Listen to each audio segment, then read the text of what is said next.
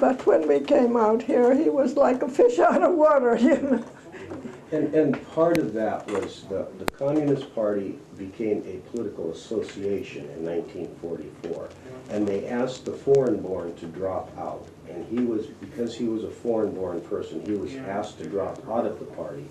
And he never went back into the party. I think he was hurt because he had been asked to leave the party after all those years. And then, you know, the party realized their mistake and reconstituted themselves. I think it was 45 the party reconstituted itself as the Communist Party, or Yeah. 46, I don't know, you know. But that happened in that time, and that's, people don't realize how some of those things, people, you know, left and came in, and, you know, that. And that's when he left. She always maintained her membership in the party.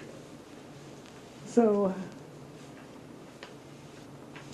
yeah, well, his life had been involved around organization, and then when we came out here, he couldn't even join the Machinist Union, which was the main organization here, you know, with the Boeing, big Boeing. So he felt like a fish out of water, you know, and I remember when he had kind of a nervous breakdown, you know. He said that it used to be that people looked up to me. I was somebody, but now I am nobody. So this is after the war, and you're back in Seattle. Yeah, when we were back in Seattle. Yeah, when we were back in Seattle. And you are still yeah. active in the Communist Party. Your husband Well, has Yeah, broken. what actually they moved to Rochester, Washington, and got a farm there. And they lived together for what, 3 years until 48 or 49, and then they separated because my dad just became unbearable, and so she was forced to leave him. And But you were still an active communist at this point.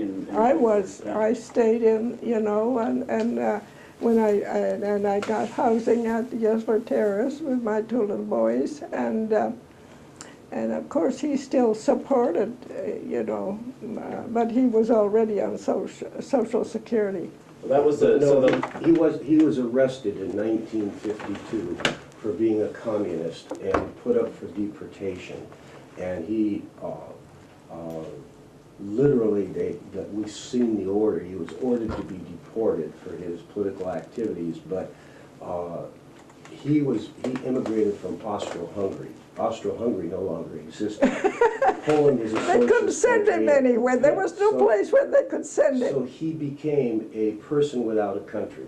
He was a illegal alien operating with a green card, but illegally, still considered illegally in the United States. And, you know, he used to, you know, I'd be walking down the street with him, and he'd look at this green card and he'd say, 50 years in this country, and I can't even go fishing in this country, you know. and all, you know, he was part of building this country, and yet, you know, the country just, you know, did that to him. He was very bitter about it, you know. But he... But that was part of it. See, they had separated, and she maintained and was always the active person. She actually has been a party member for almost 80 years.